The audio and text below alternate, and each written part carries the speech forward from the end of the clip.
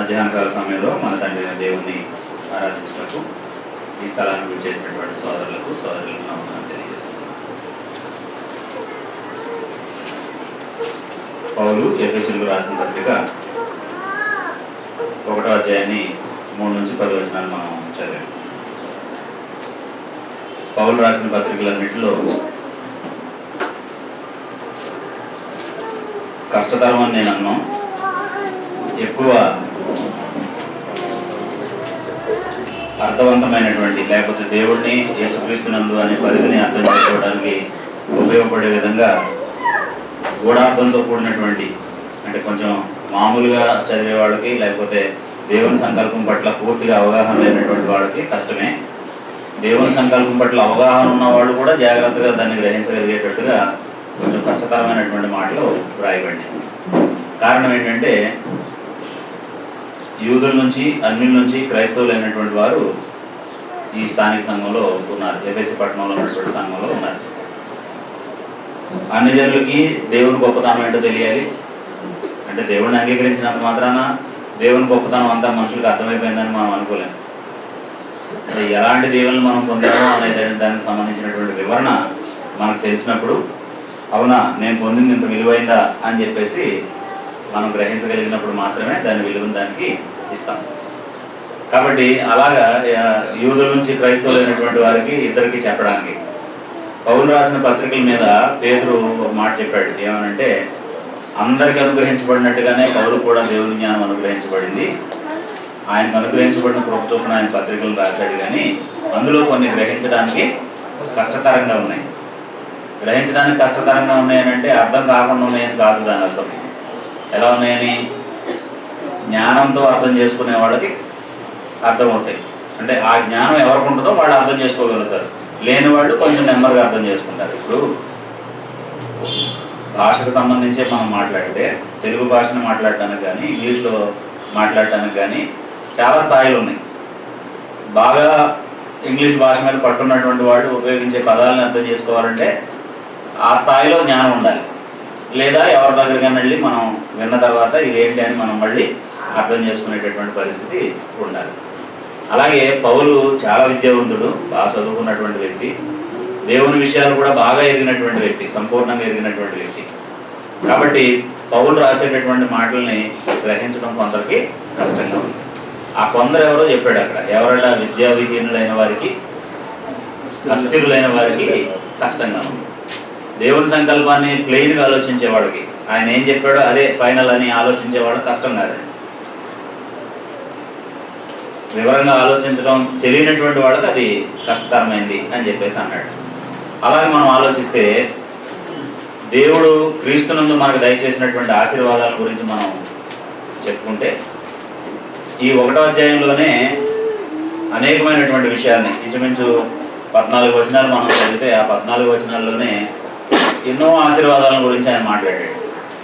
అవి కొంచెం చదవడానికి, వినడానికి, గ్రహించడానికి కష్టతరమైనటువంటి మాటలు. ఉందండి కదా, మీకు చేరుందా?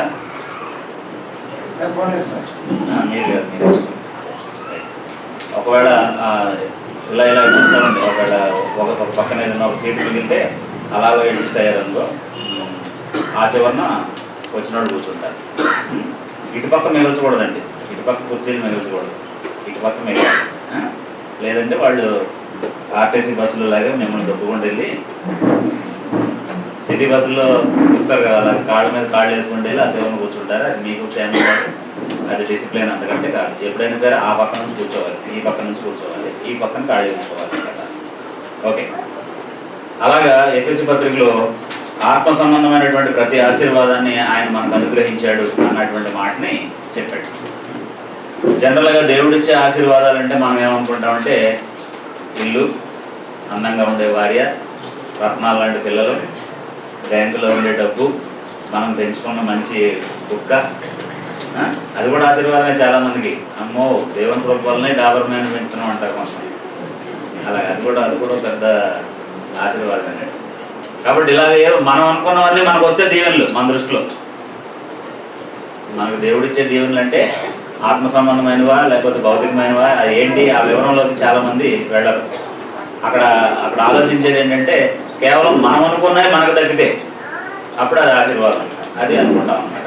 కానీ క్రీస్తునందు, యేసుక్రీస్తునందు, లోకమునందు మనం ఉన్నాం. ఇంతకుముందు లోకమునందు ఏ ఆశీర్వాదాలు? ఇది ఇప్పుడు నేను చెప్పినవన్నీ కూడా ఇల్లు, ఆహారం, వస్త్రం, నివాసం.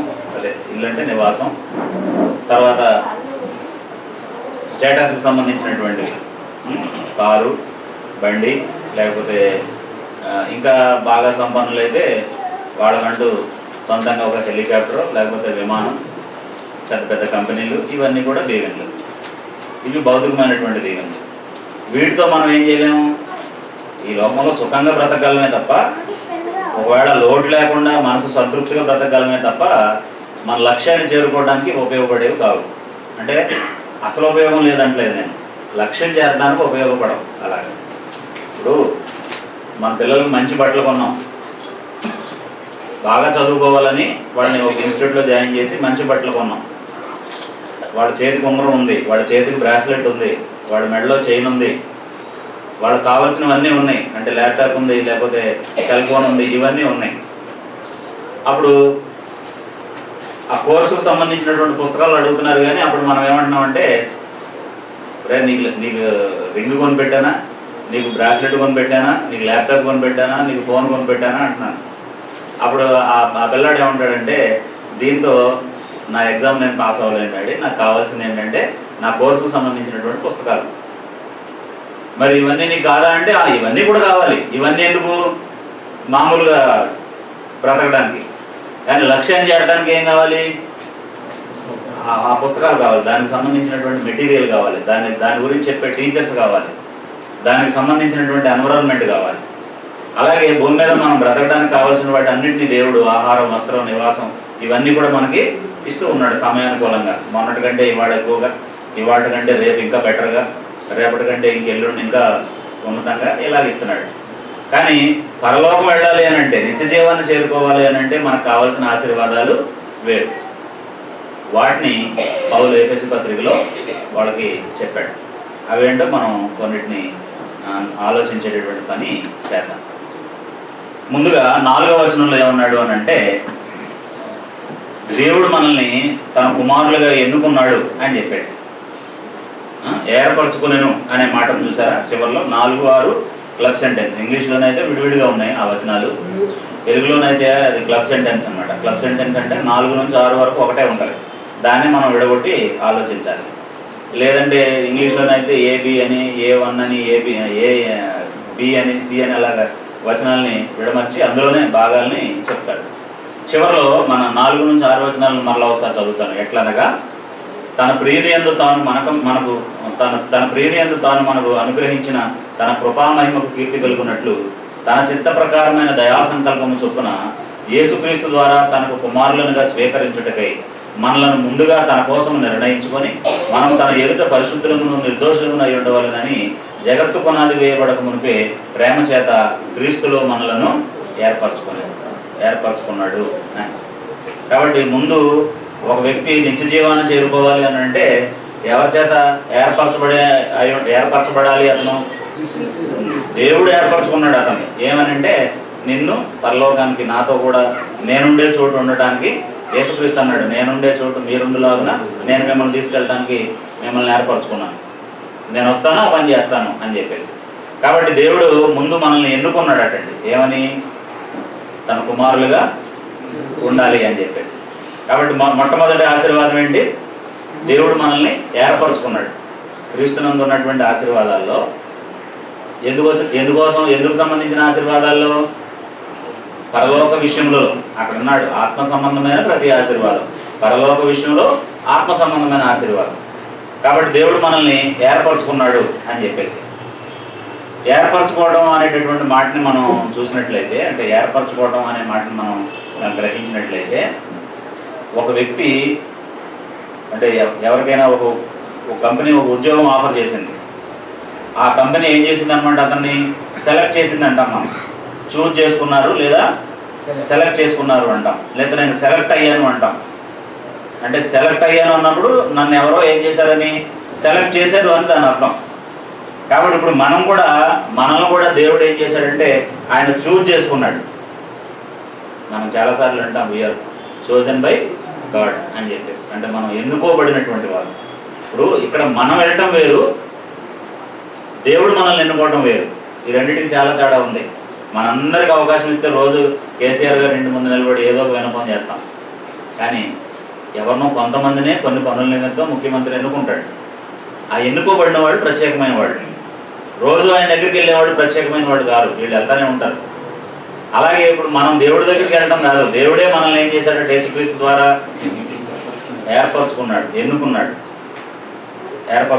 ఎన్నుకున్నాడు అనేటటువంటి మాటను మనం చూస్తాం. అప్పుడు ఎన్నుకోవడం ఎందుకు అని అంటే పరిశుద్ధులు నిర్దోషులైనటువంటి కుమారులుగా ఉండాలి అని. ఇప్పుడు ఆ ప్రోగ్రామ్ గురించి ఆలోచిస్తే మీకేమనిపిస్తుంది? ఏదన్నా ఒక సాధారణమైన పని చేయడానికి అనిపిస్తుందా? అదేముందిలే, అదో పెద్ద ఉద్యోగం అంటాం. మనం ఏదైనా ఉద్యోగం గురించి చెప్తే ఫలానా పని కోసం ఆయన సెలెక్ట్ అయ్యాడంటే 100 మంది ఉన్నారు, 100లో 60% మంది ఆ పని చేయగలరు, 70 మంది ఆ పని చేయగలరు అంటాం మనం. ఇప్పుడు అలాంటిదైనా ఇది లోకానికి పరిశుద్ధులు నిర్దోషులైనటువంటి కుమారులుగా ఉండడం అనేటటువంటిది సవాలా, లేకపోతే సులభంగా సునాయాసంగా జరిగే పని? సవాలు. మనం చాలాసార్లు క్రీస్తు సంఘంలో సులభంగా ఉపయోగించేస్తామని ఈ పదాలని. పరిశుద్ధులు నిర్దోషులైన కుమారులుగా ఉండడానికి దేవుడు ఎన్నుకున్నాడని రియల్గా ఆ మాటను ఆలోచిస్తే మాత్రం అయ్యి బాబోయ్, ఇంత గొప్ప పనా, ఇంత కష్టతరమైనటువంటి పనా, ఇంత జాగ్రత్తగా ఉండాల్సినటువంటి పనా అనేటటువంటి భయం మనకు కలగదా? అదంతా చిటికలో చేసేస్తాను, తెలిసిన పనే అంటాం. అలాగనేది కాదండి.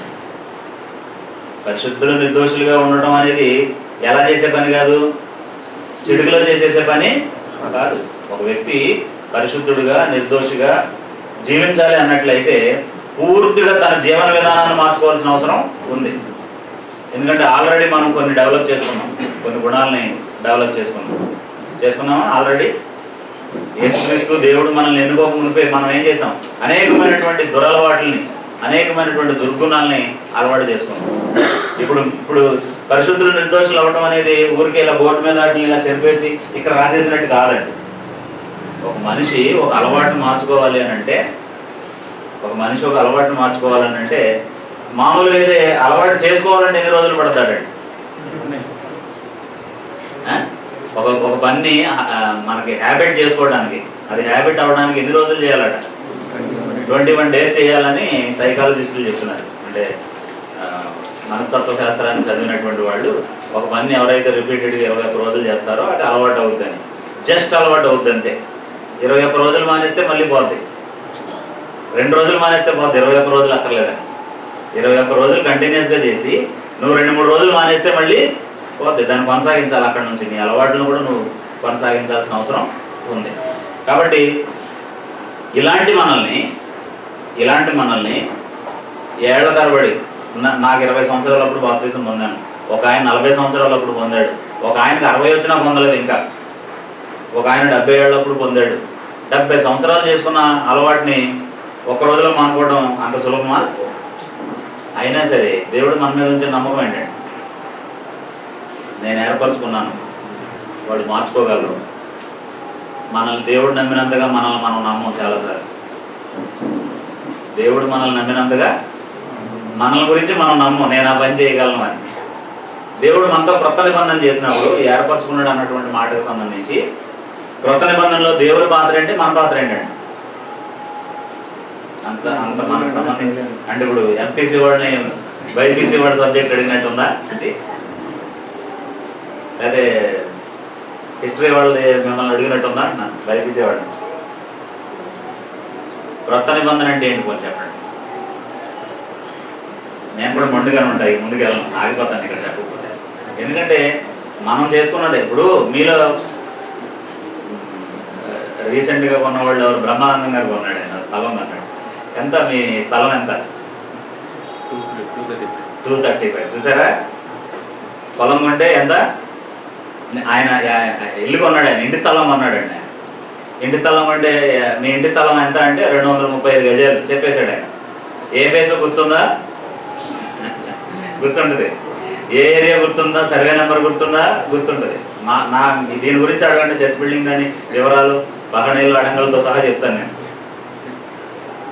ఎవరికైనా గుర్తుంటుందండి, ఎందుకంటే ఇది చాలా ఇంపార్టెంట్ అగ్రిమెంట్. అది మర్చిపోతే ఆయనకి ఇచ్చిన ఆయన 200 ఇస్తే ఆయన 235 తీసుకుని 200 ఇచ్చాడు అనుకోండి స్థలం, నష్టపోతాడు ఆయన. మనందరం అంతే కదా. మీకు ఎప్పుడు ఉద్యోగం వచ్చింది అని అంటే, సర్వీస్లో మీరు ఎప్పుడు జాయిన్ అయ్యారంటే ఎవరు చెప్పలేరండి. రిటైర్ అయినా అడుగుదాం, సార్ మీరు సర్వీస్లో ఎప్పుడు జాయిన్ అయ్యారు సార్? 23/7/1983. చూడండి, 23/7/1983లో ఆయన సర్వీస్లో జాయిన్ అయ్యారు. మొన్న రిటైర్ అయ్యారు రీసెంట్లీ. ఆయన ఫిషరీస్లో జాయింట్ డైరెక్టర్గా పనిచేసి రిటైర్ అయ్యారు. గుర్తుంది కదా, ఎందుకంటే అది ఇంపార్టెంట్ అగ్రిమెంట్ ఆయన గవర్నమెంట్కి సంబంధించి. ఇలాగ ఎవరినైనా అడగండి, నీకు పెళ్ళి ఎప్పుడైందని అడగండి చెప్తారు. నీకు పలానా పెద్ద కొడుకు ఎప్పుడు పుట్టాడు అనకండి, రెండో వాడు ఎప్పుడు పుట్టాడు అని అడగండి, అలా ఎలా చెప్పేస్తాం అన్నమాట. కొత్త నిబంధన అంటే ఎప్పుడో బాప్తిసం ముందు ఇలా అయింది. ఏం గుర్తుంటుందండి దాని గురించి మనకి? అది కూడా గుర్తుండాలి. ఎందుకంటే మన ఆస్తి సంబంధించిన డాక్యుమెంట్స్ని ఎలాగైతే మర్చిపోమో, మన ఉద్యోగానికి సంబంధించి ఎలాగైతే మర్చిపోమో, మన పిల్లలకు సంబంధించినటువంటి విషయాలు ఎలా మర్చిపోమో, ఎప్పుడైనా మనకు ప్రాణం మీదకి వచ్చిన సంఘటన ఉందనుకోండి, అయ్యి బాబోయ్ ఆ రోజు అయితే చాలా భయపడ్డానండి, ప్రాణం పోతేమన్నంత భయం వేసింది అన్నదాన్ని గుర్తుపెట్టుకుంటావా లేదా? అమ్మ ఇప్పుడు సంవత్సరం అయిందండి, నేను బ్రతికి బయటపడ్డాను. ఒక బర్త్డే వచ్చింది అనుకోండి, ఆ రోజు ఏం గుర్తు చేసుకుంటారు ఎవరైనా సరే? బాబోయ్ ఆ రోజు ప్రాణాపాయ స్థితిలోంచి బయటపడ్డా, లేకపోతే వాడు బర్త్డే చేసుకోబోతున్నాం అంటాం అనమాట. అంటే ఆ ప్రమాదం గుర్తుంది. ఇవన్నీ గుర్తున్నాయి, కానీ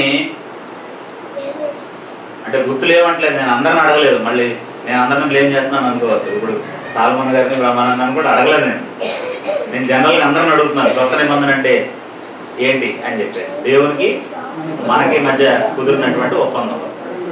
ఏ విషయంలో నేను నా పాపాలు విడిచిపెట్టేస్తాను, నన్ను నీ కుమారుడిగా స్వీకరించు, లేదా మార్చు, స్వీకరించి తర్వాత కొనసాగడానికి కూడా నువ్వు సహాయం చేయి అని చెప్పేసి. అప్పుడు దేవుడి పాత్ర ఏంటి అందులో? ఆ కొత్త నిబంధనలో దేవుడి పాత్ర ఏంటి? అది మూడవది, వారి దోషముల విషయమే దయగలిగి వాటిని ఇంకెన్నడు జ్ఞాపకం చేసుకోను అని చెప్పాడు. రెండోది, నేను వారికి దేవుడిని అయ్యుందును, వారు నాకు ప్రజలు అయ్యుందురు. వారిలో ఎవడో తన పొరుగువానికి యెహోవాను గురించిన బోధ చేయడు. ఎందుకంటే ఈ అగ్రిమెంట్ తర్వాత అతను పరిశుద్ధుడిగా నిర్దోషుడిగా జీవిస్తే ఆయన చూసే ప్రజలు అనేక మంది ఏం చేస్తారు, నా దగ్గరికి వస్తారు. పాత నిబంధనలో లాగే యెహోవా దేవుని గొప్పతనం అందరికీ చెప్పాలక్కర్లా.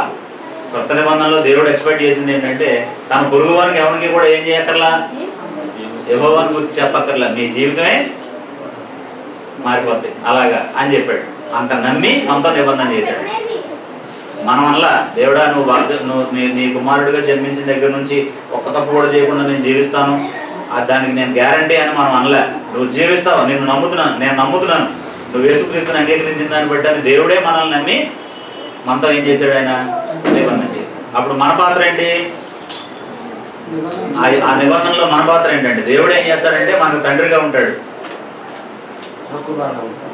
మన హృదయం అనే పలకల మీద ఆయన ధర్మ విధుల్ని రాస్తాడు. దోషముల విషయమే దయగలిగి వాటిని ఇంకెన్నడు జ్ఞాపకం చేసుకోడు. మన పాత్ర ఏంటి? ఆ నిబంధనలో మన పాత్ర ఏంటండి? అప్పుడప్పుడు దేవుడు పని చేసినప్పుడు అలా రిజిస్టర్ ఆయనకి ఇచ్చి సంతకం పెట్టమంటామా? మరేం చేయటం మన పని ఏంటి? అదే ఎలా మన హృదయాన్ని మన మనసుని ఏం చేయాలి, ఆయనకి అప్పగించాలి. ఎలాగ అప్పగించాలండి? దాని నిండా ఏమన్నా చెత్త చెదారం పెట్టా ఖాళీ చేశారు, దాన్ని ఎప్పటికప్పుడు ఏం చేసి, అందుకే దాన్ని ఏమన్నాడు అంటే కఠినమైనది కాదు. కఠినమైన హృదయాన్ని దేవుడు కాదు, యేసుప్రభు కాదు, ఎవరికి అప్పచెప్పినా దాన్ని ఎవరు ఏం చేయలేరు. ఎలాంటి హృదయాన్ని దేవుడికి అప్పగించాలంటే విరిగి నలిగిన హృదయాన్ని దేవుడికి అప్పగించాలి. అప్పుడు ఆయన దాని మీద ఆయన ధర్మ విధుల్ని రాస్తాడు. ఈ పని నిమిత్తం మనల్ని దేవుడు ఏం చేశాడట, ఏర్పరచుకున్నాడు. అప్పుడు మనకు సాధ్యం అండి ఏం చేయడం, పరిశుద్ధులు నిర్దోషులు అనే ఆ కార్యక్రమం అప్పుడు సాధ్యం. ఎందుకంటే మనకు రాదు, మనందరం మనం చేయలేం. దేవుడు మనతో చేపిస్తాడు. మనతో చేయించగలిగే సామర్థ్యం దేవునికి ఉందా? మనకు మాదిరిగా ఉండే అంత పరిశుద్ధత ఆయనకు ఉందా? ఉంది. చేయగలడా మన చేత? అందుకే గలాతీ పత్రికలో ఏమన్నాడంటే, ఆత్మను మీలో ఉంచి మిమ్మల్ని పరిశుద్ధపరిచిన వాడు మీ చేత అద్భుతమైన కార్యాలు చేయించలేడా? మళ్ళా ధర్మశాస్త్రం వల్ల ఎందుకు పరిపూర్ణలు అవుదాం అనుకుంటున్నారు అని చెప్పేసి అడిగాడు. సో దేవుడు ఏం చేశాడు?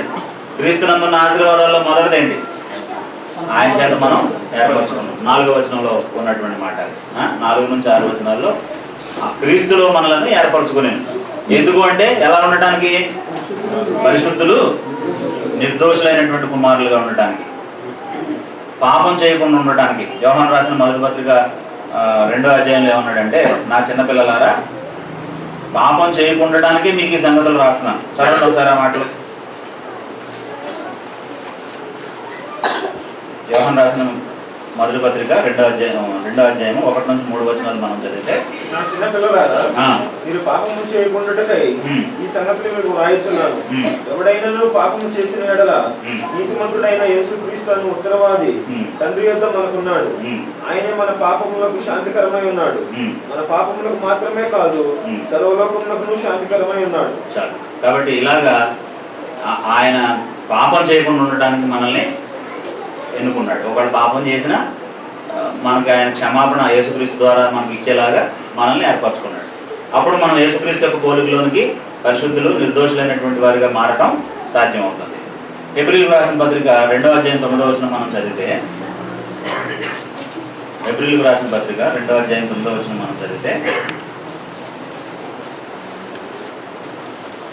దేవుని కృప వలన ఆయన ప్రతి మనుషుని కొరకు మరణం అనుభవించినట్లు, మూల భాషలో రుచి చూచున్నట్లు, దూతల కంటే కొంచెం తక్కువ వాడుగా చేయబడిన యేసు మరణము పొందినందున మహిమా ప్రభావములతో కిరీటం ధరించిన వానిగా ఆయనను చూస్తున్నాము. ఇప్పుడు ఆయన యందు మనం ఉంటే, ఆ మహిమా ప్రభావాలతో కిరీటం ధరించినటువంటి వారిలో మనం ఉంటే, ఆ క్రీస్తునందు మనం ఉంటే, ఆ మహిమను దేవుడు మనకు కూడా ఇస్తా ఉన్నాడు. కాబట్టి అంత మహిమాన్వితమైన జీవితాన్ని జీవించడానికి, యేసుక్రీస్తు లాంటి మహిమాన్వితమైన జీవితాన్ని జీవించడానికి, యేసుక్రీస్తు లాంటి పరిశుద్ధత నిర్దోషులుగా జీవించడానికి దేవుడు మనల్ని ఏం చేశాడట? ఏర్పరచుకున్నాడు. ఏర్పరచుకున్నాడు అన్న మాటలో గొప్పతనం ఏంటంటే, ఆయన మన మీద ఉంచినటువంటి నమ్మకం. మన మీద ఉంచినటువంటి నమ్మకం. చాలాసార్లు విద్యార్థులు, మాస్టర్, వాళ్ళిద్దరి మధ్యలో జరిగేటటువంటి దాన్ని ఏమంటారు అని అంటే, ఈ ఏర్పరచుకోలేను అనే మాటని, అంటే మీలో మరి ఎంతమందికి అది అర్థం అవుతుందో తెలియదు, బోధించడానికి సంబంధించి ఒక థియరీ ఉంది. దాన్ని ఏమంటారు అని అంటే పిగ్మెలియన్ థియరీ అంటారు. బోధించడానికి సంబంధించినటువంటి దాంట్లో పిగ్మెలియన్ థియరీ అనేటటువంటి ఒకటి ఉంది. అందులో ముఖ్యమైనటువంటి విశేషం ఏంటంటే, ఒక విద్యార్థి, ఒక ఉపాధ్యాయుడు, వాళ్ళిద్దరి మధ్యలో ఉపాధ్యాయుడు అంటే ఉన్నటువంటి గౌరవాన్ని బట్టి, ఆయనకి ఈయన మీద ఉన్నటువంటి ఎక్స్పెక్టేషన్ బట్టి విద్యార్థి మారిపోతాడటండి. ఎలా అంటే, ఎవరో వెళ్ళి కంప్లైంట్ చేస్తారు టీచర్కి, ఏమని, వాడు సరిగ్గా చదవడండి, లేకపోతే అతను అలాంటి విద్యార్థి కాదండి. అప్పుడు డైరెక్ట్గా ఈయనతో కాకుండా ఆ టీచర్ ఏమని చెప్తారంటే, వాడు చాలా మంచి స్టూడెంట్ అండి, వాడు బ్రహ్మాండంగా చదువుతాడు, వాడి మీద నాకు ఆ నమ్మకం ఉంది.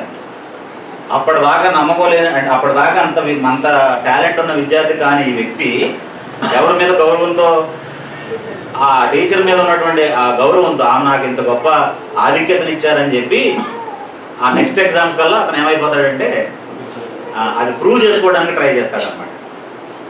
సో మనుషుల్ని మార్చడానికి గొప్ప గొప్ప వ్యక్తులు ఉపయోగించేటటువంటి విధానం ఇది. ఈ విధానాన్నే ముందు ఎవరు వాడారు? ఈ పిగ్మెలియన్ థియరీ అనేది ఎవరు వాడారు? దేవుడు యేసుక్రీస్తునందు ఆ పద్ధతిని వినియోగించాడు. ఏమంటున్నాడంటే, వీళ్ళందరూ యేసుక్రీస్తులాగా మారిపోతారు, నేను నమ్ముతున్నాను వాడిని, నేను ఏర్పరచుకున్నాను వాడిని నా పిల్లలుగా అని చెప్పేసి అన్నాడు. మరి ఆయన నమ్మకాన్ని వమ్ము చేద్దామా? ఈ ఏర్పరచుకుని దాన్ని గొప్పగా భావిద్దామా లేకపోతే ఏముందిలే దేవుడు అలాగే అంటాడు, మళ్ళీ మనం తప్పు చేస్తే క్షమిస్తాడులే అని నిర్లక్ష్యంగా ఉందామా? ఉండకూడదు. కాబట్టి ఈ చోజన్ అనే మాట, ఏర్పరచుకునేను అనేటటువంటి మాట, అది సామాన్యమైంది కాదు. మనం చాలా మాటలను అలా స్కిప్ చేసుకుంటూ చదువుకుంటూ వెళ్ళిపోతాం. ఏదో అక్కడ ఉన్నాయి మనం చదివేస్తున్నాం అంతే. ఏర్పరచుకునేను అని వెళ్ళిపోతామంట. ఏంటి ఆ ఏర్పరచుకోవడం? ఎవరు ఏర్పరచుకున్నారు? ఆ ఏర్పరచుకున్నప్పుడు మన మీద ఏ నమ్మకం పెట్టుకున్నాడు? మనకేం అభిప్రాయం ఉంది దాని గురించి? ఏం అభిప్రాయం ఉంది దాని గురించి? కాబట్టి క్రీస్తునందు దేవుడు పరలోక సంబంధమైనటువంటి విషయాల్లో మనకు అనుగ్రహించినటువంటి ఒక గొప్ప దేవుని ఏంటంటే మనల్ని ఏం చేశాడట? ఏర్పరచుకొనెను అనే మాట. 5వ వచనంలో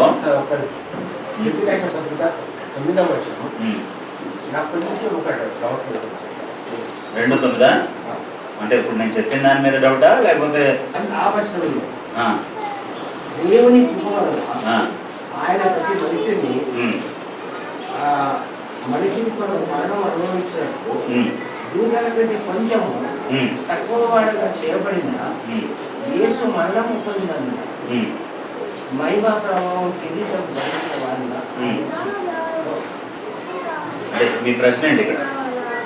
అంటే దూతల కంటే తక్కువగా చేసినట్టు యేసుక్రీస్తులా అంటే ఆ ప్లేస్ ఆయన సెలెక్ట్ చేసుకున్నాడు.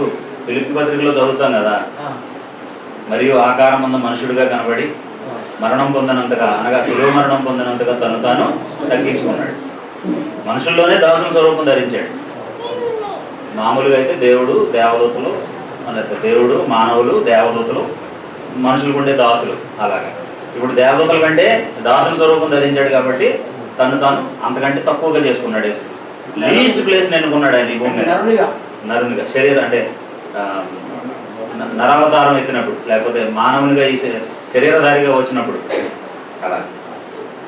ఇప్పుడు అంతేనండి, ఆయన అందరికంటే తక్కువ స్థాయి స్థానాన్ని ఎన్నుకున్నాడు అని చెప్పి అన్నమాట. అంతే, నార్మల్గా తక్కువ కాదు, దేవునితో సమానుడు. శరీరంతో భూమి మీదకి వచ్చినప్పుడు ఆ స్థానాన్ని ఆయన ఎన్నుకున్నాడు.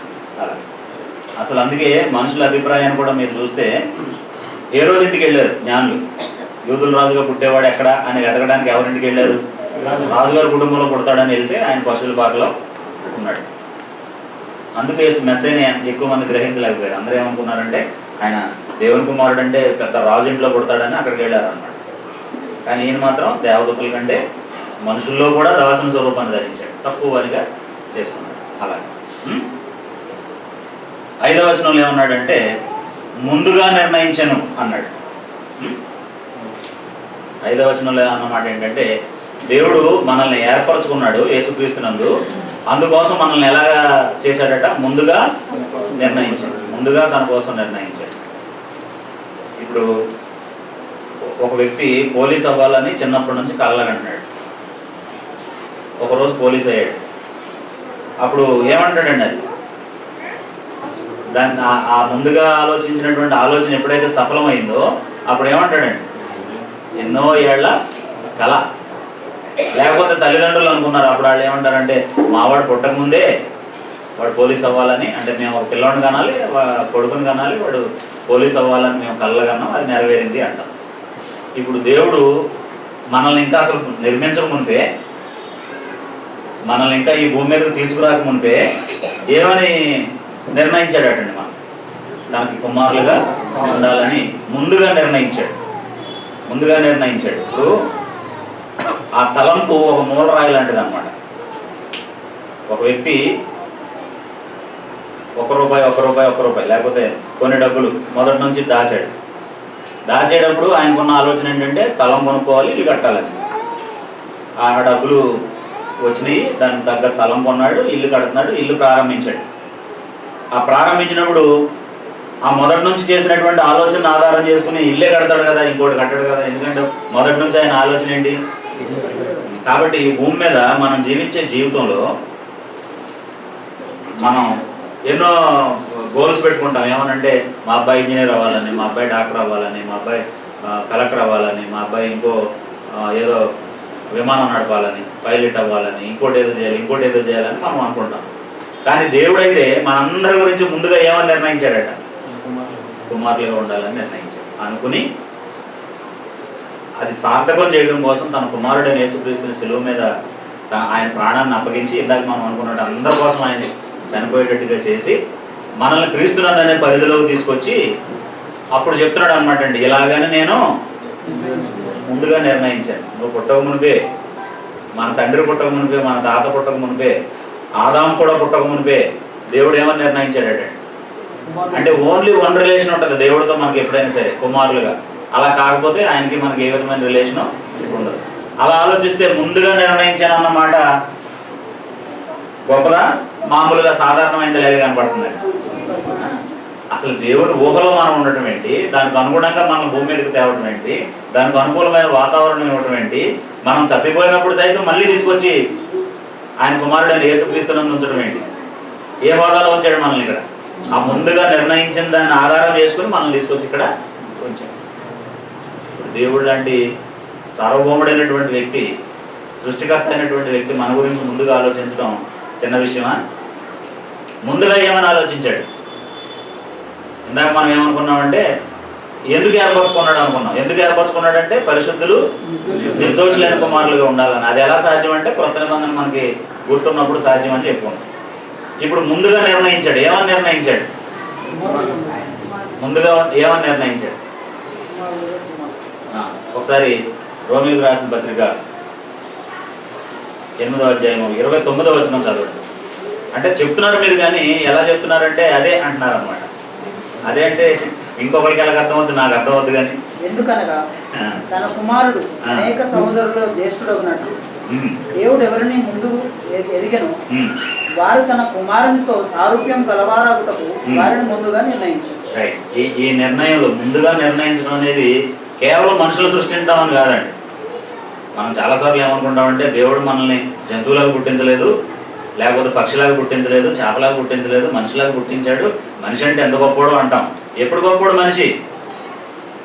ఎప్పుడు మనిషి గొప్పోడండి? యేసుక్రీస్తు లాంటి కుమారుడిగా నేను ఉండటానికి సృష్టించబడ్డానని గ్రహించినప్పుడు. అది గ్రహించలేదనుకోండి, ఇదో కొత్త జీవి అంతే. నేను యేసుక్రీస్తు లాంటి కుమారుడిగా ఉండటానికి భూమి మీద సృష్టించబడ్డానని గ్రహించకపోతే జంతువులు ఎలాగో ఒక జీవో, చేపలు ఎలాగంటే నా సముద్రంలో ఉండే జీవులన్నీ ఎలాగో ఈ భూమి మీద తిరిగేటటువంటి జీవుల్లో ఈ జీవి కూడా ఒక జీవి అంతే. ఎప్పుడు అతను సంపూర్ణమైనటువంటి మానవుడు అని అంటే యేసుక్రీస్తు లాంటి కుమారుడు ఉండటానికి దేవుడు నన్ను సృష్టించాడు.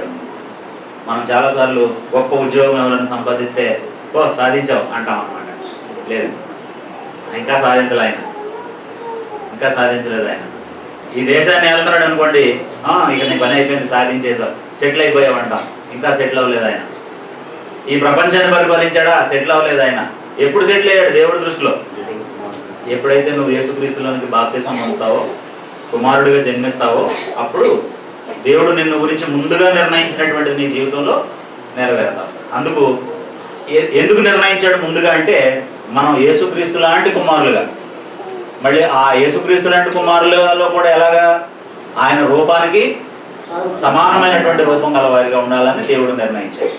కాబట్టి ఈ ముందుగా నిర్ణయించను, ఏర్పరచుకుని అనే మాటల్ని ఆసామాషిగా వాడొద్దండి ఎవరో.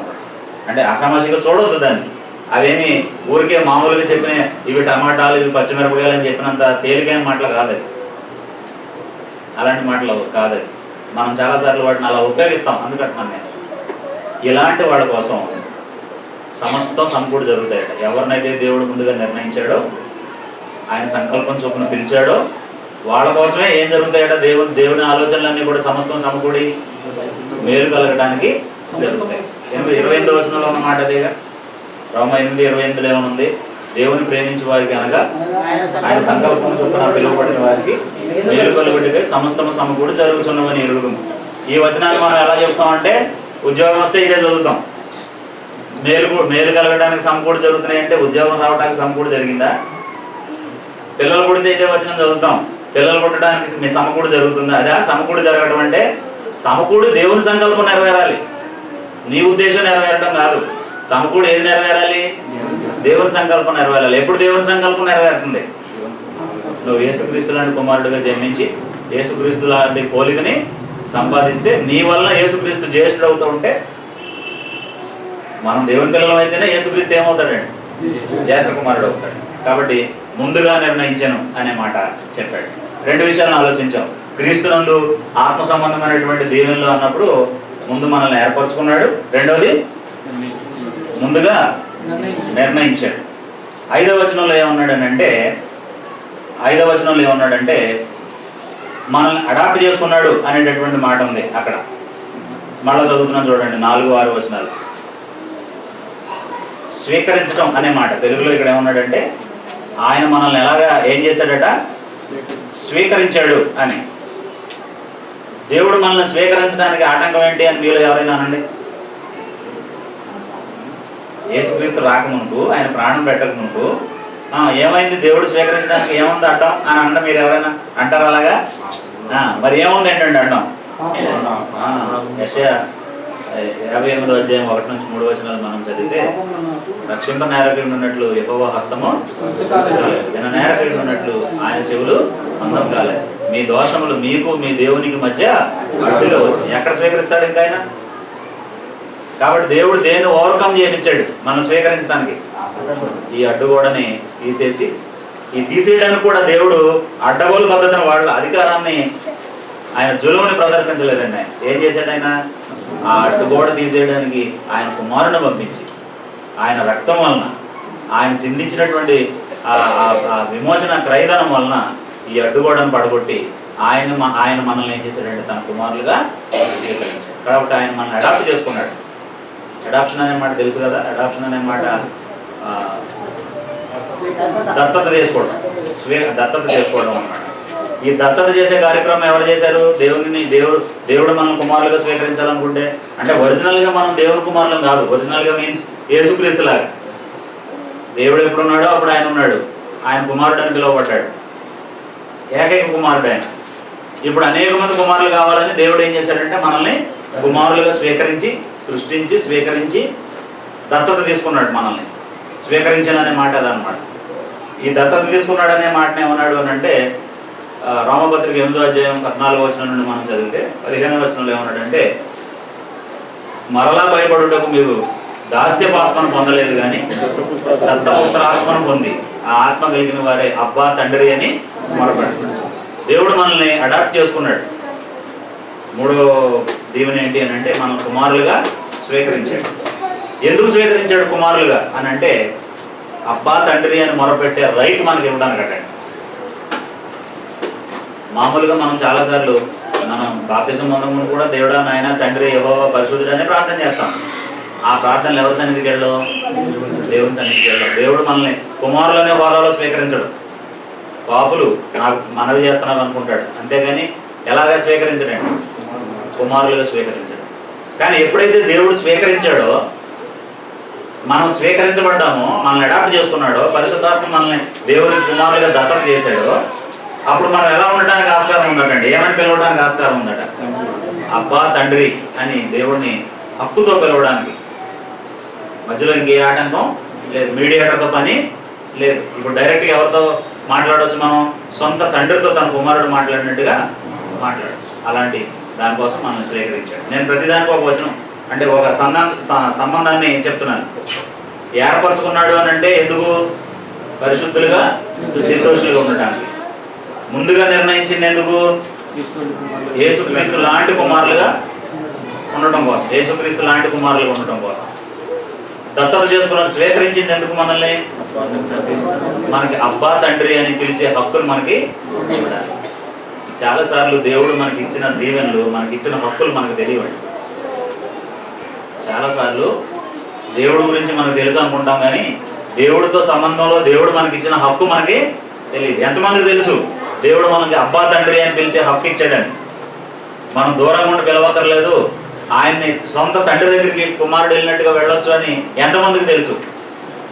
అందుకే ఈ స్వీకరించిన వాళ్ళందరూ కూడాను ఆవరణం వరకు వచ్చి వెళ్ళిపోవటం కాదు, పరిశుద్ధ స్థలం వరకే పరిమితం అవడం కాదు, అతి పరిశుద్ధ స్థలానికి ఏడాదికి ఒక్కసారి వెళ్ళటం కాదు, కరుణాపీఠం మీద ఉండి దేవుడిని ఆరాధించవచ్చాడు. అందుకు స్వీకరించాడు మనల్ని. ఈ దీవెన మనకు దేవుడు ఇచ్చాడు. ఇంత గొప్ప దీవెనలు దేవుడు ఇస్తే అసలు వాటిని లక్ష్య పెట్టకుండా, వాటిని పట్టించుకోకుండా, ఇప్పుడు పిల్లలు కూడా దీవెనే, నేను కాదంట్లా. అది పొందకముందు సరదాగా ఉంటుంది, పొందిన కొత్తలో చాలా బాగుంటుంది. వాళ్ళకి మీసాలు వస్తూ ఉంటే మన రోమాలను ఎక్కబడుతూ ఉంటాయి మన ఒంటి మీద. ఎందుకంటే వాడు మాట్లాడే మాటలో, వాడు వ్యవహరించే విధానం నెమ్మదిగా మారుతూ ఉంటుంది. అబ్బా ఈ పిల్లలు పెంచే గొడవ లేకపోతే ఎంత బాగుండు అని నెమ్మదిగా అనిపిస్తూ ఉంటుంది. వాడు ఘనత సాధిస్తూ ఉంటే మనకి బాగుంటుంది, హ్యాపీగా. మంచి ప్రవర్తన ఉందనుకుంటే వాళ్ళకి వాళ్ళ పిల్లలు అని అందరూ చెప్పుకుంటూ ఉంటే బాగానే ఉంటుంది.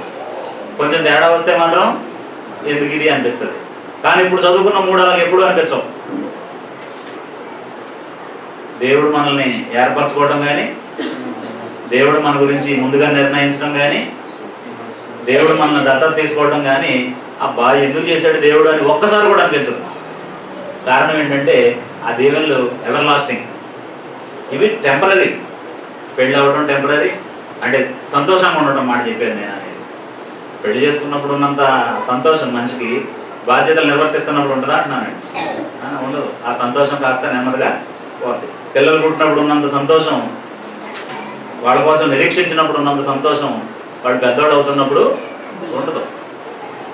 ఉద్యోగం వచ్చినప్పుడు ఉన్నంత సంతోషం ఉద్యోగంలో ఒత్తిడి ఎదుర్కొంటున్నప్పుడు ఉండదు. జీతం వచ్చినంత సంతోషం ఆఖరి వారం వచ్చినప్పుడు ఉండదు కదండి. 3 వారాలు బాగానే ఉంటుంది. కొంతమంది 3 వారాలు కూడా కాదు, 2 వారాలు కూడా రావాలి. ఆ డిసిప్లిన్ బట్టి బాగానే ఉంటుంది. అక్కడ నుంచి 3వ 4వ వారం ఎలా ఉంటుందండి. నేను అన్నాను ఇవన్నీ ఈ ఫిజికల్ బ్లెస్సింగ్స్ అన్నీ కూడా కేవలం బ్రతకడానికి దేవుడు మనకి ఇచ్చినవి, పరలోకం వెళ్ళడానికి కాదు. ఏమి మరి పరలోకం వెళ్ళడానికి? ఆయన మనల్ని ఏర్పరచుకున్నాడని గ్రహించడం, ఆయన మనల్ని ముందుగా నిర్ణయించాడని గ్రహించడం, ఆయన మనల్ని దత్తత తీసుకున్నాడని గ్రహించడం. 4వది ఆయన మనల్ని అంగీకరించాడు. 6వ వచనంలో చూడండి. 6వ వచనంలో ఏమన్నాడంటే, 7వ వచనం మనం చదివితే, దేవుని కృపా మహదైశ్వర్యమును బట్టి ఆ ప్రియనియందు ఆయన రక్తము వలన మనకు విమోచనము, అనగా మన అపరాధములకు క్షమాపణ కలిగింది. అపరాధాలకు దేవుడు క్షమాపణ ఇస్తాను. మనల్ని ఏం చేసి? అంగీకరించి. ఇప్పుడు దేవుడు క్షమించాడా? క్షమించబడేటట్టుగా మనమే ప్రవర్తించామా? ఇక్కడ చాలా క్లారిటీ ఉండాలి. మనం చాలాసార్లు ఏమనుకుంటామంటే, నేను చేసిన మంచి పనులు బట్టి క్షమించబడ్డాను, అతను దుర్మార్గుడు, అతను ఎప్పుడు మారతాడు, అతన్ని దేవుడు ఎప్పుడు క్షమిస్తాడు, నా వల్ల అయింది కానీ ఆయన వల్ల కాదంటామండి. బాప్తిసం పొందినాడు అందరం చాలాసార్లు ఆ పొరపాటు మాట మాట్లాడతాం. ఇప్పుడు నేను 2 వారాలు ఇన్ని బాప్తిసం పొందానండి. సర్వేష్ ఏమో 2 నెలల దాకా పొందలా. అప్పుడు నేనేమనుకుంటానంటే, నేను చాలా గొప్పవాడు కాబట్టి 2 వారాలకే బాప్తిసం పొందాను, ఆయన చాలా కఠినుడు కాబట్టి ఆయన 2 నెలలు పట్టింది ఆయనకు అనుకుంటాను అనమాట. అలాగా? లేకపోతే 2 వారాలైనా నన్నే దేవుడే నన్ను క్షమించింది, 2 నెలలైనా దేవుడే ఆయన క్షమించింది. ఇక్కడ దేవుడు క్షమించడాన్ని బట్టి క్షమించబడ్డాం తప్ప మన వీర విధేయతను బట్టి అయితే కాదు. చాలామంది అలాగే తమను తాము స్వనీతి పరులుగా ఎక్స్పోజ్ చేసుకోవడానికి ప్రయత్నం చేస్తారు. అందుకే ఇదే పత్రికలో ఏమన్నాడంటే, 2వ అధ్యాయం 6వ వచనం మనం చదివితే, మీరు రక్షించబడటం అనేది దేవుని కృపే, అది క్రియల వల్ల కలిగింది కాదు, కాబట్టి ఎవడు అతిశయపడ వీలు లేదు అని చెప్పేసాను. కాబట్టి దేవుడు మనల్ని ఏం చేశాడు అని అంటే, తన కుమారులుగా స్వీకరించాడు. ఈ అడాప్ట్ చేశాడు అనే దగ్గర, అంటే నేను ఎక్కువ గ్రీక్ పదాలను ఎక్స్ప్లెయిన్ చేసే పని చేయను, ఎందుకంటే దాంట్లోకి వెళ్తే మళ్ళీ లేని కొంత తలనొప్పులు ఉంటాయని చెప్పేసి. యాక్చువల్గా 2 మాటల కలయిక అది. ఈ అడాప్షన్ అనే మాట 2 మాటల కలయిక. కోయిస్ అనే మాట ఉంది, థీసిస్ అనే మాట ఉంది. కోయిస్ అనే మాట HUIOS, కోయిస్. THESIS, థీసిస్ అనే మాట ఉంది.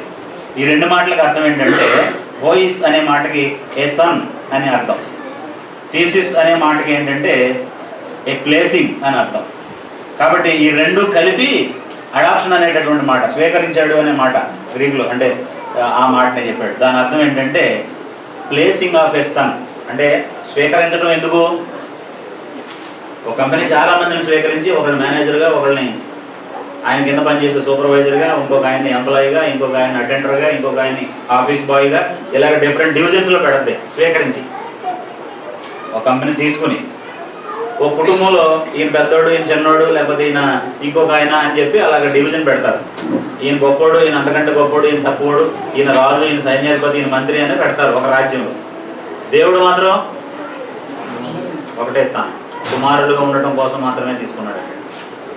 ఇందులో మంచి కుమారులు, చెడ్డ కుమారులు అనేవాళ్ళు ఎవరు లేరు. అంటే మంచిగా బ్రతికితే మంచి కుమారుడు, అంతేగాని నువ్వు ముందు సీనియర్గా ఉన్నావు కాబట్టి మంచి కుమారుడివి, సీనియారిటీ తక్కువ ఉంది కాబట్టి చెడ్డ కుమారుడు అని అనడానికి ఏది లేదు. కాబట్టి ఏ ప్లేసింగ్ ఆఫ్ ఎ సన్ అనే మాటని చెప్పాడు. కేవలం నేను స్వీకరించినందుకు కుమారులుగా ఉండడం కోసం. అలాగే మన పాపాలకి విమోచన కలిగించాడు ఆయన. లేకపోతే మనల్ని అంగీకరించాడు. ఆ అంగీకరించినటువంటి విధానాన్ని మనం చూసినట్లయితే ఇది కేవలం దేవుని యొక్క కృప వల్లనే జరిగినటువంటి కార్యక్రమం. మన క్రియల వల్ల జరగల, టెస్ట్ రాయలేదు, మనం క్వాలిఫై అవ్వాల. చాలామంది రక్షణ పొందడాన్ని ఏమనుకుంటారంటే, నేను చాలా గొప్ప వ్యక్తిని, చిన్నప్పటి నుంచి మా ఇంట్లో ఒక మంచి వాతావరణం ఉంది కాబట్టి మాత్రమే నేను రక్షణ పొందాను అనుకుంటాం. నీ వాతావరణం చూసి దేవుడు నేను రక్షించలా, ఇంకొక ఇంట్లో వాతావరణం లేదు కాబట్టి అతను నేను తిరస్కరించలేదు. అంగీకరించిన ప్రతి వాళ్ళని ఆయన స్వీకరించాడు. అందుకే పేతురు ఆయన అజ్ఞానాన్ని వీడి విజ్ఞానంతో ఒక మాట మాట్లాడాడు కొర్నేలు ఇంటి దగ్గర. ఏమని? యేసుక్రీస్తు అందరికీ ప్రభు అని చెప్పిన తర్వాత ప్రతి జన్మలోనూ ఆయనకు భయపడి నీతిగా నడుచుకునే ప్రతి వాళ్ళని ఆయన అంగీకరిస్తాడు. ఇక్కడ క్వాలిఫికేషన్ ఏంటి? దేవుడిని అంగీకరించడం, ఆయన నీతిని యాక్సెప్ట్ చేయడమే క్వాలిఫికేషన్ తప్ప ముందా వెనక, యూదుడా అన్యుడా, స్త్రీయా పురుషుడా, దాసుడా స్వతంత్రుడా, ఇదేది కూడా లేదు. కాబట్టి దేవుడు మనల్ని ఆయన విమోచించాడు. ఎలాంటి పరిస్థితుల నుంచి అని అంటే, మార్కు రాసిన సువార్త 10వ అధ్యాయము 44 నుంచి 46 వచనాలు మనం చదివినట్లయితే,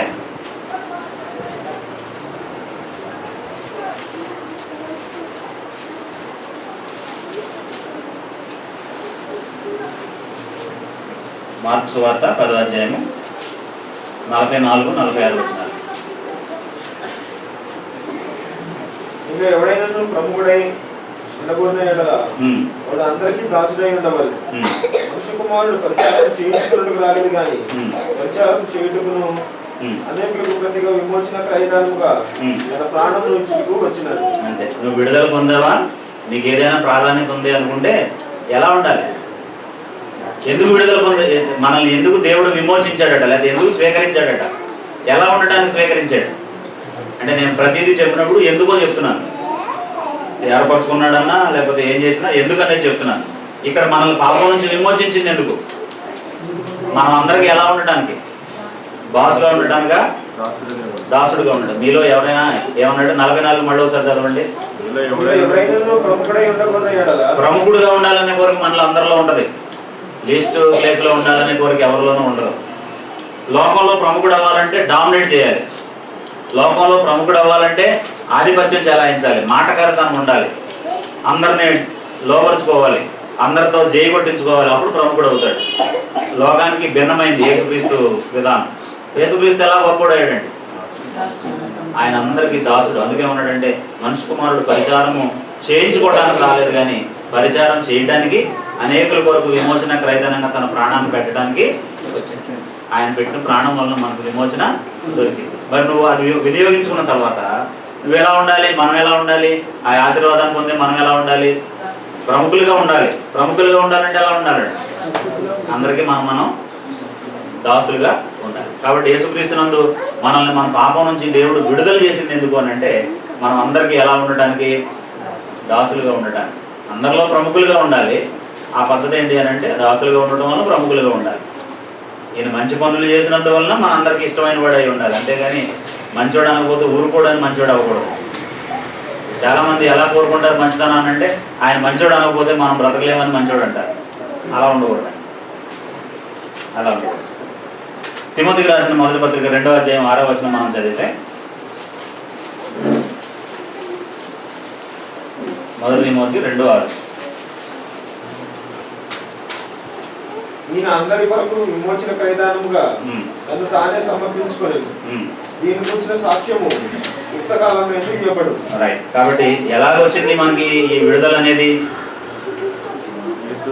యేసుక్రీస్తు అందరి నిమిత్తం తను తాను అర్పించుకున్నాడు. యేసు ప్రభు కూడా చెప్పాడు, నా అంతటా నేనే పెడుతున్నాను. మళ్ళీ అది కూడా మన కోసం చేయకేం చేస్తాడు ఆయన అన్న పద్ధతిలో చేశాడని ఎవరు అనుకోకూడదు.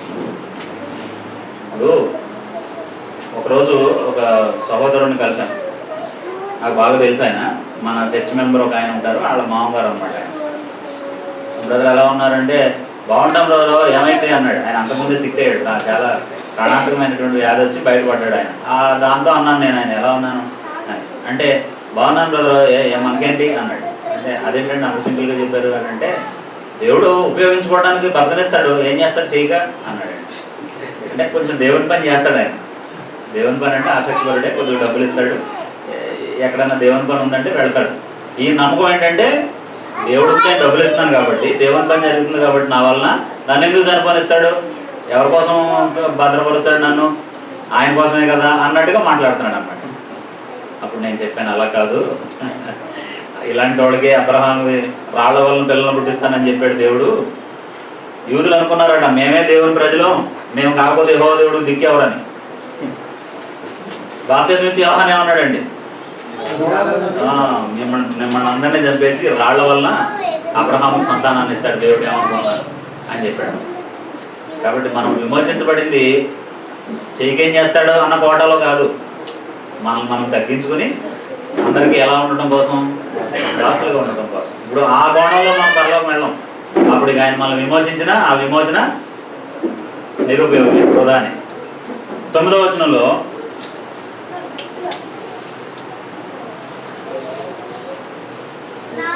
ఆయన సంకల్పం అంతటిని కూడా మనకు తెలియజేశాడట. ఏముందండి, ఆయన సంకల్పాన్ని మనకు తెలియజేయకపోతే ఎలా అంగీకరిస్తాం అని అనుకుంటున్నారండి. ఎవరికి తెలియజేయలేదు ముందు, అది ఆలోచిస్తే మనకు గొప్పగా అనిపిస్తుంది. అది ఆలోచిస్తే మనకు గొప్ప అనిపిస్తుంది. ఒకసారి 9వ వచనం చదవండి. కాలం 8, 9 కూడా కలిసి ఉన్నాయి. కాలం సంపూర్ణమైనప్పుడు జరగవలసిన ఏర్పాటును బట్టి ఆయన తన దయా సంకల్పమును చొప్పున తన చిత్తమును కూర్చిన మర్మమును మనకు తెలియజేసి మనకు సంపూర్ణమైన జ్ఞాన వివేచన కలుగుటకు ఆ కృప మన ఎడల విస్తరింపజేసి ఆయన సంకల్పాన్ని మనకు తెలియజేశాడు. ఈ మనకు తెలియజేశాడు అనే దాంట్లో విశేషం ఏంటంటే, మనకు తెలిసాక, మనం వెల్లడి చేశాక పరలోకంలో ఉండే ప్రధానులకు అధికారులకు తెలిసింది.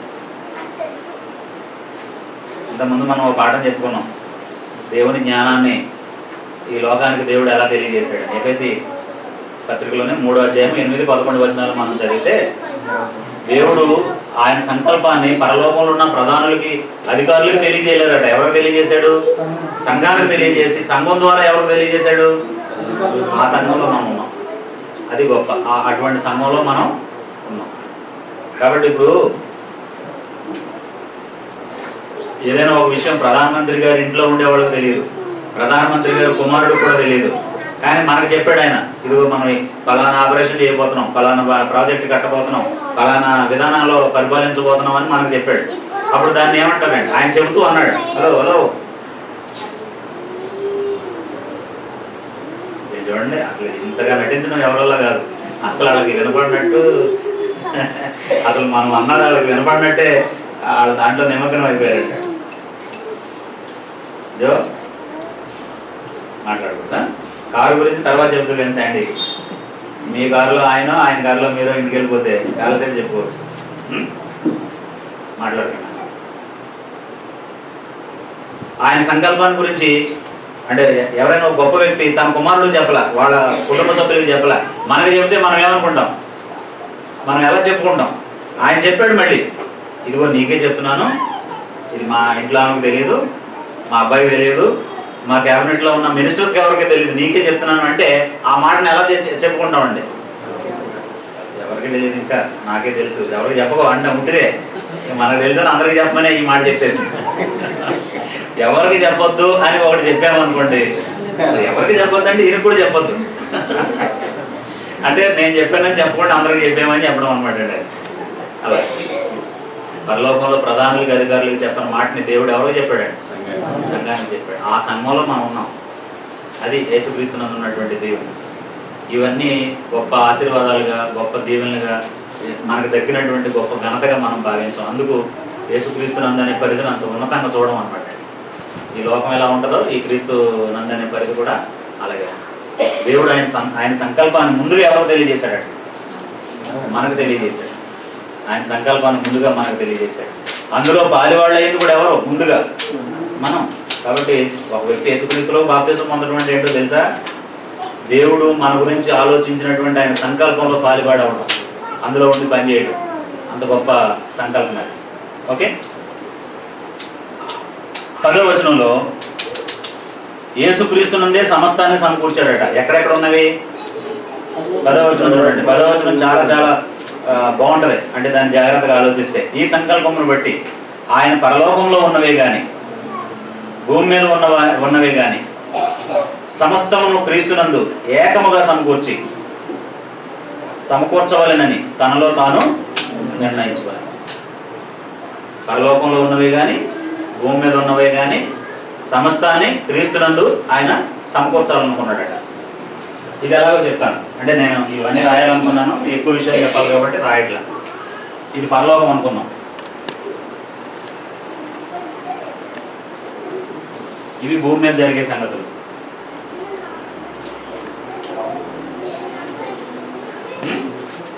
ఒకప్పుడు పాపం అనేది ఉన్నంతకాలం ఇక్కడ ఏముండేది అని అంటే ఆ గ్యాప్ ఉండేది.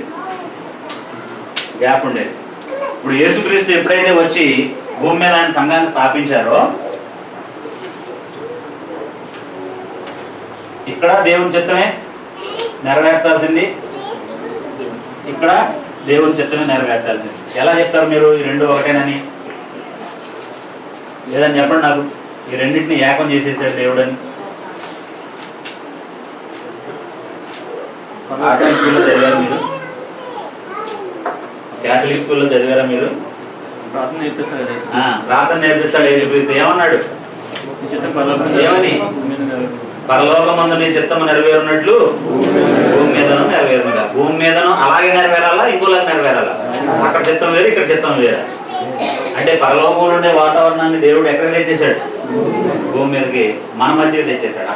ఇక్కడ ఉన్న ఆడియన్స్ ఎవరంటే మనమే, సంఘం, క్రీస్తునందనే పద్ధతి. కాబట్టి రెండింటిని ఏకం చేసేసాడు దేవుడు. క్రీస్తునందు అన్నింటినీ కూడా సమకూర్చాడు. కాబట్టి నువ్వు ఇక్కడ ఉన్నావంటే డైరెక్ట్గా ఎక్కడికి వెళ్ళిపోవడానికి అర్హుడివి. అంత గొప్ప విధానంలో దేవుడు పరలోకాన్ని భూమిని ఏకం చేశాడు. పరలోకం ఉన్నవే కానీ భూమి మీద ఉన్నవే కానీ సమస్తము ఏకం చేయాలని తనలో తాను నిర్ణయించుకున్నాడు. 11వ వచనంలో మన కోసం ముందుగానే ఒక స్వాస్థ్యాన్ని ఏర్పాటు చేశాడట. 11వ వచనం చదవండి. క్రీస్తునందు ముందుగా నిరీక్షించిన మనము తన మహిమకు కీర్తి కలుగజేయవలనని దేవుడు తన చిత్త ప్రకారమైన సంకల్పం బట్టి మనల్ని ముందుగా నిర్ణయించి ఆయన యందు స్వాస్థ్యముగా ఏర్పరిచాడు. ఆయన యందు మనల్ని దేవుడు ఏం చేశాడట? స్వాస్థ్యంగా ఏర్పరిచాడు. ఇప్పుడు మీలో ఎవరినైనా సరే మీ స్వాస్థ్యం ఏంటి, మీరు హక్కు పొందింది ఏంటి, మీ హక్కు ఏంటి అని అడిగితే, ఇదిగో ఇది నా పొలం, ఇది నా స్వాస్థ్యం, ఇది నా ఇల్లు, ఇది నా స్వాస్థ్యం, వీళ్ళు నా బిడ్డలు, వీళ్ళు నా స్వాస్థ్యం అని చెప్పి మనం చెప్తాం. అంటే వాళ్ళ మీద దాని మీద మనకు సంపూర్ణమైనటువంటి హక్కు ఉంది అని చెప్పేసి. ఇప్పుడు దేవుడు ఈ స్వాస్థ్యం అన్నది దేన్ని? మనం దేవుని స్వాస్థ్యం. ఇప్పుడు ఈ రోడ్డు గుండా వెళుతున్నాం, ఆ వెనక్కి వెళ్ళేటప్పుడు కొన్ని క్వార్టర్స్ పడగొట్టేసి ఉన్నాయి. రేపో ఎప్పుడో ఎవరైనా వచ్చి కొంచెం ఆక్రమించాడు అనుకోండి, పోలీసులు వెళ్ళి గోడ పడగొట్టేసి అక్కడ బోర్డు పెడతారు. ఏమని? This land belongs to Saroor Nagar police station, లేకపోతే సరూర్ నగర్ పోలీస్ అని, లేకపోతే సైబరాబాద్ పోలీస్ అని పెడతారు అక్కడ. అమ్మో అంటాం ఆ బోర్డు చదవగానే. ఎవరైనా సరే అది ఇది పోలీసుల ల్యాండ్ అనగానే దాన్ని ఆక్యుపై చేసుకోవాలనుకున్న వాళ్ళు ఏమంటారండి? పోలీసులు ఏమంటారని ఆక్యుపై చేస్తారా, అమ్మో అంటారా? This land belongs to government of Telangana అని రాస్తుంది అనుకోండి, పర్వాలేదు కంచేయండి ఇక్కడ అంటారా, లేకపోతే భయపడతారా? ఎందుకంటే గవర్నమెంట్ చర్యలు తీసుకుంటుంది. ఆక్రమణ అనేది చట్టరీత్యా శిక్షార్హం, నేరం, శిక్షించబడతారనే బోర్డు ఉంటుంది అక్కడ. అప్పుడు దాన్ని బట్టి భయపడతాం. ఇప్పుడు దేవుడు మనల్ని స్వాస్థ్యంగా ఏర్పరచుకున్నాడు. మనం ఆ స్వాస్థ్యంగానే కొనసాగుతూ ఉంటే సాతాను మన దగ్గరికి అలా వచ్చినప్పుడల్లా ఏమనుకుంటాడండి? ఏ బోర్డు కనపడద్దు దానికి? ఏం బోర్డు కనపడద్దు దానికి? This people belongs to God అనే మాట కనపడద్ది. అప్పుడు సాతాను ఏమనుకుంటాడండి? పర్లేదులే, జేబులు వేసేసుకోవచ్చు అని తీసుకుంటాడా? అది మనం ఎప్పుడు మర్చిపోతామో అప్పుడు ఏం చేస్తాడట? ఎప్పుడైతే మనం మర్చిపోతామో, మనం బిలాంగ్స్ టు గాడ్ అనే సంగతి, మనం దేవుని సంబంధులు, దేవుని సొత్తు అయిన ప్రజలు అని ఎప్పుడు మర్చిపోతామో అప్పుడు అపవాది ఏం చేస్తాడు? ఇమీడియట్గా గర్జించే సింహంలాగా తిరుగుతున్నాడు, ఇంకా ఏమి దొరకలా, అప్పుడు దొరికింది ఏం చేస్తాడండి? అసలే ఆకలితోనే కదా గర్జించేది, మృంగేస్తాడు. ఎవరిని మృంగుదురా అని ఎదురు చూస్తాడు. కాబట్టి దేవుడు మనల్ని ఎలాగ ఏర్పరచుకున్నాడట? స్వాస్థ్యంగా ఏర్పరచుకున్నాడు. మనం దేవుడు ఆస్తి. ఈ ఆస్తికి యజమాని ఎవరంటే దేవుడు. ఇది దేవుడు మనకి క్రీస్తునందనే పరిధిలో ఇచ్చినటువంటి గొప్ప ఆశీర్వాదం. చివరిగా ఆయన ప్రజలు అని మనల్ని ముద్రించాడటండి. ఆయన సీల్ వేసాడట మన మీద. ఆయన 11వ వచనం చూడండి. 13వ వచనం చూడండి. మీరును సత్యవాక్యమును అనగా మీ రక్షణ సువార్తను విని క్రీస్తునందు విశ్వాసం ఉంచి వాగ్దానం చేయబడిన ఆత్మ చేత ముద్రింపబడితిరి. దేవుని ముద్ర మన మీద ఉందా? ఎవరు ఆ ముద్ర? పరిశుద్ధాత్ముడు. పరిశుద్ధాత్మ చేత మనం ఏమని ముద్రించబడ్డాం? దేవుని పిల్లలమని ముద్రించబడ్డాం. అందుకే ఆత్మ, దేవుని ఆత్మ మన ఆత్మతో కూడా మనం దేవుని పిల్లలమని అనుదినము ఏం చేస్తున్నాడట? సాక్ష్యం ఇస్తున్నాడు. ఇప్పుడు మనం త్వరగా ఏర్పడితే చేయకపోవడానికి, లోకంలో ఉన్న వాళ్ళకి ఏర్పడితే మాట్లాడలేకపోవడానికి, మనకి ఇష్టం వచ్చినట్టుగా నడుచుకోకపోవడానికి కారణం ఏంటి? ఆత్మ మన ఆత్మతో కూడా ఏమని సాక్ష్యం ఇస్తాడు? మనకు కోపం వచ్చింది, నోటి దగ్గరికి ఏదో మాట అనేద్దామన్నంత ఊపు వచ్చింది, వెంటనే మనకి ఏదో కాషన్ వస్తుంది, నువ్వు అనకూడదులాగా, నువ్వు ఇలా చేయకూడదులాగా అని చెప్పేసి అప్పుడేమవుతుంది? ఆగిపోతాం. అలా ఆగిపోయిన సందర్భంలోనల్లా ఎవరు మనం నిరూపించబడతాం? ఎవరి పిల్లలు నిరూపించబడుతున్నాం? ఏ ముద్రను బట్టి ఆ పని చేయకుండా ఉండలేదు. మనం పరిశుద్ధాత్మ చేత మనం ముద్రించబడతాం. కాబట్టి పాత నిబంధన కాలంలో ఇతను పలానా వ్యక్తి దాసుడు అని చెప్పడానికి కొన్ని గుర్తులు పెట్టేవారు. పర్మనెంట్గా ఉండే దాసుడిని ఏం చేసేవారు తెలుసా? చెవి దగ్గర, తలుపు దగ్గర తీసుకెళ్ళి చెవికి కదురు గుచ్చేవారట. ఆ చెవికి కదురు ఎవరిలో ఇక్కడ ఇక్కడ ఇది ఎలా ఎవరికి ఉంటుందో అతను ఏమని గుర్తంటే ఇతను ఎవరికో పర్మనెంట్ దాసుడు. ఇక ఆయన మనం ఎత్తుకెళ్ళిపోకూడదు, ఆయన మనం కొనుక్కోకూడదు. అప్పుడు అమ్మేసేవాడు దాసుల్ని. ఒకడు సంతలో నిలబెట్టారనుకోండి, ఎవడో దుర్మార్గుడు ఒకడిని ఎత్తుకొచ్చేసి ఒకడు దాసుడిని ఎత్తుకొచ్చేసి అమ్ముదాం అనుకున్నాడు అనుకోండి, ఈ చెవికుండేదాన్ని చూసి ఎవరు కొనరు. ఎందుకని? ఈయన ఎవరు సొత్తు, ఈ ముద్ర ఎవరిదో వాళ్ళకి సంబంధించిన వాడు. ఈయన మనం కొన్నా చెల్లదు. ఇప్పుడు మనం ఎవరు సొత్తు అండి? ఏ హోదాలో? దాసులుగానా కుమారులుగానా? కుమారులు. కాబట్టి సాతాను, లోకంలో ఉన్నవాళ్ళు మనల్ని చూసినప్పుడు ఏమని భావిస్తారు? ఈ ప్రజలు ఎవరు సొత్తు అని? దేవుని సొత్తు అని భావిస్తారు. చాలాసార్లు మనమే భావించలేము మన గురించి. మన గురించి మనం భావించేదానికంటే ఎక్కువ సార్లు ఎవరు భావిస్తారు? ఈవెన్ శత్రువులు కూడా ఎక్కువ సార్లు ఏమని భావిస్తారంటే మనం పాయింట్అవుట్ చేస్తారు కదా, బైబిల్ పట్టుకుంటావేమో, చర్చికి వెళ్తావేమో, ఇలా చేయకూడదు కదా, అలాగే ఎందుకు చేస్తావు అన్నప్పుడల్లా ఏమని గుర్తించారు మనల్ని? నువ్వు దేవుని కుమారుడు అయ్యండి ఎలా ఎందుకు చేస్తున్నావు అన్నారనమాట. అది మర్చిపోయినప్పుడల్లా మనం ఏం చేస్తాం? నేను దేవుని కుమారుడిని కాదు, సాధారణమైన వ్యక్తినే అని అంటాం. కాబట్టి అలాగే ఆత్మచేత ముద్రించబడ్డాం. ఈ ముద్ర ఎప్పటి వరకు కలిగి ఉండాలి మనం? ఈ ముద్ర ఎప్పటి వరకు కలిగి ఉండాలి మనం? మరణం వరకు, లేదా విమోచన దినం వరకు. అంటే మన మరణం కానీ యేసుక్రీస్తు రెండో రాకడ కానీ, ఈ రెండింటిలో అప్పటి వరకు మనం ఈ ముద్రని కలిగి ఉండాలి. ప్రకటన గ్రంథంలో ఒక మాట చదివి నేను ముగిస్తాను. 7వ అధ్యాయము 2 నుండి 8 వచనాలు మనం చదివినట్లయితే, ప్రకటన గ్రంథం 7వ అధ్యాయము 2 నుండి 8 వచనాలు మనం చదివితే, మరియు సజీవుడవు దేవుని ముద్రగల వేరొక దూత సూర్యోదయ దిశ నుండి పైకి వచ్చట చూసి భూమికిని సముద్రముకును హాని కలుగజేయుటకై అధికారము పొందిన ఆ 4 దూతలతో, ఈ దూత మేము మా దేవుని దాసులను వారి నొసల్లయందును ముద్రించు వరకు భూమికైనను సముద్రముకైనను చెట్లకైనను హాని చేయవద్దని బిగ్గరగా చెప్పాను. మేము దేవుని దాసులము అని చెప్పి మాకు ముద్ర ఉంది కాబట్టి నాశనం చేయొద్దు అని చెప్పేసి చెప్పాడు. 8 వరకు చదువుతారు. మరియు ముద్రింపబడిన వారి లెక్క చెప్పగా వింటిని. ఇజ్రాయేలీల గోత్రములన్నింటిలో ముద్రింపబడిన వారు 144,000 మంది. యూదా గోత్రంలో ముద్రింపబడిన వారు దేవుని ముద్ర పొందిన వాళ్ళు అక్కడ ఉన్నారు. అంటే ప్రకటన గ్రంథం అనేది అలంకార రూపంలో చెప్పబడినటువంటి మాట. దేవుని ముద్ర పొందిన వాళ్ళు అక్కడ ఉన్నారు, దేవుని చేత ముద్రించబడిన వాళ్ళు అక్కడ ఉన్నారు. అక్కడ అక్షరార్థంగా యూదా గోత్రం అనే వీళ్ళనే దేవుడు తీసుకెళ్తాడని కాదు, ఇశ్రాయేలీలు మాత్రం వెళ్తారని అంతకంటే కాదు, కానీ దేవుని ముద్ర పొందిన వారు అక్కడ ఉన్నారు. భూమి మీద ఉన్న వాళ్ళు ఏం చేయాలి? వాళ్ళ నొసళ్ళ ఎందుకు ఎవరి ముద్ర వేయించుకోకూడదు? సాతాను ముద్ర వేయించుకోకూడదు. ఇక్కడ ఫరో కానీ, కైసర్ కానీ, నీరో కానీ, డొమిషన్ కానీ, ఈ రాజులందరూ కూడా ఏం చేయడానికి ప్రయత్నం చేస్తున్నారు? ప్రకటన గ్రంథం రాయబడిన కాలంలో ఉన్న ప్రజల్ని అంటే రాజును పూజించు లేకపోతే చంపేస్తాం. రాజును పూజించుకున్నవాడు ఏం చేశాడంటే నొసళ్ళ ఎందుకు సాతాను ముద్ర వేయించుకున్నాడు. లేదు, యేసు ప్రభువే మా ప్రభు, మేము చనిపోతామో చనిపోతాం కానీ వేరే దేవతను మొక్కం అన్నవాళ్ళు అందరూ కూడా దేవుని ముద్ర కలిగిన వాడు.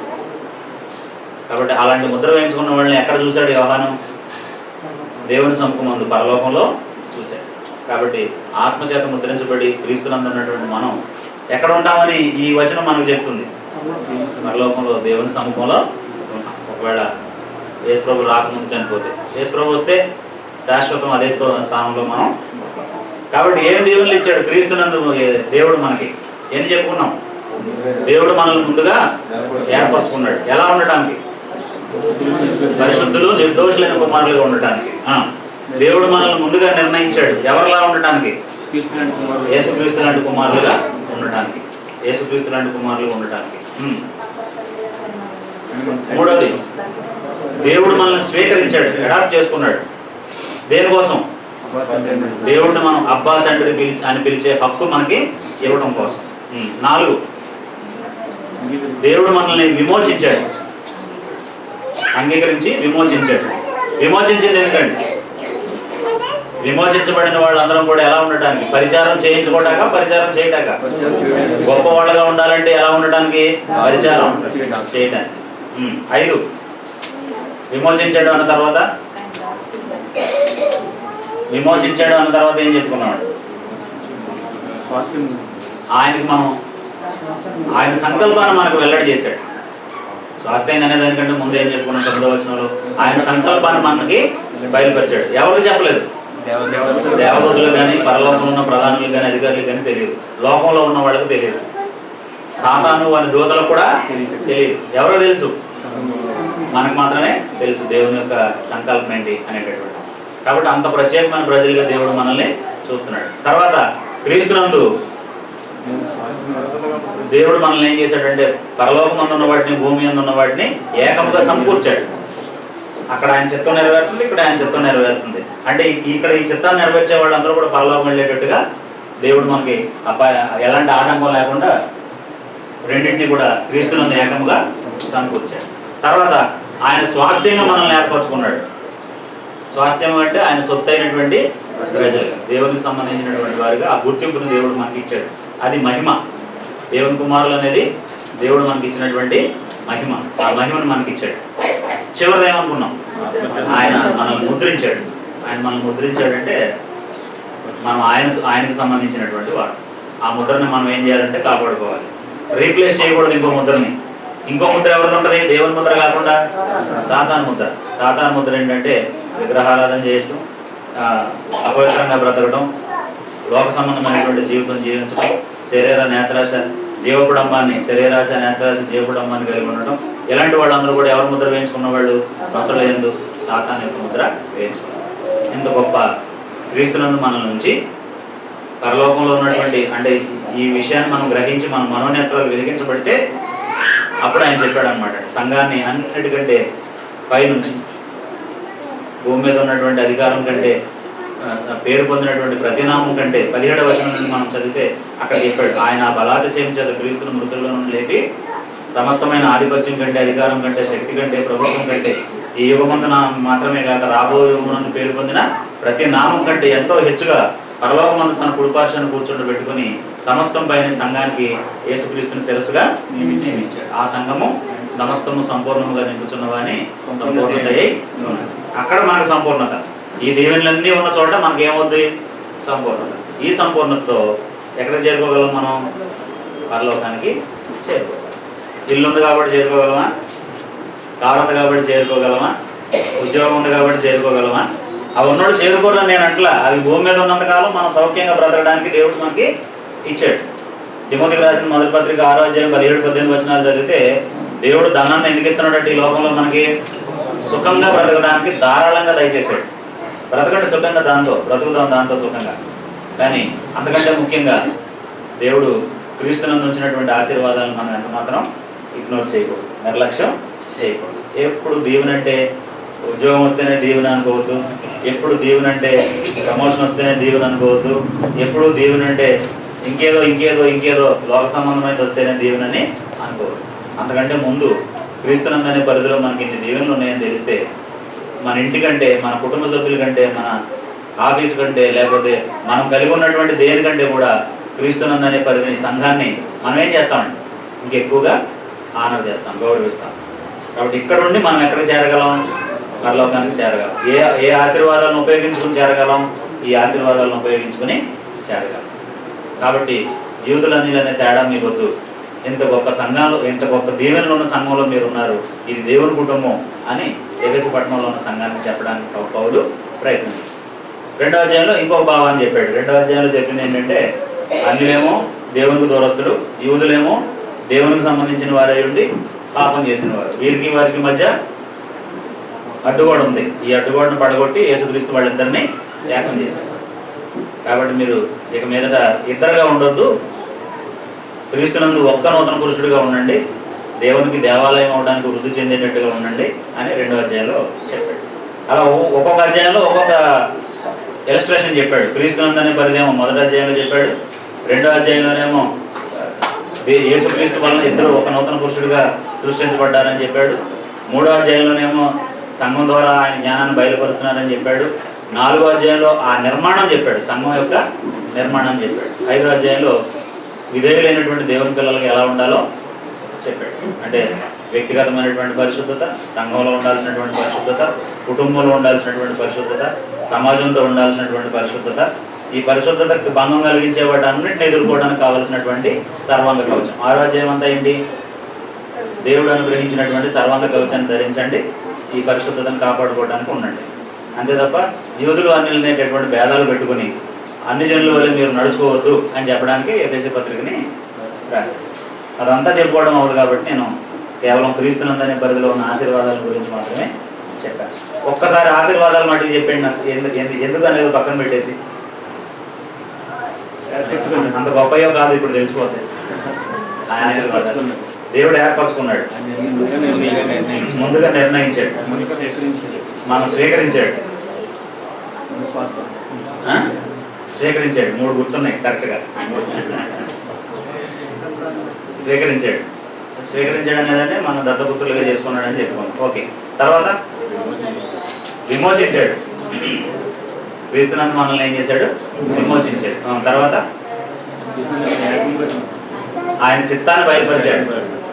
తర్వాత స్వాస్థ్యంగా ఏర్పరచుకున్నాడు. తర్వాత పరలోకాన్ని భూమిని అంటే క్రీస్తునందు ఏకంగా సమకూర్చాడు. తర్వాత ముద్రించాడు. ఇది క్రీస్తునందు ఉన్నటువంటి ఆశీర్వాదం.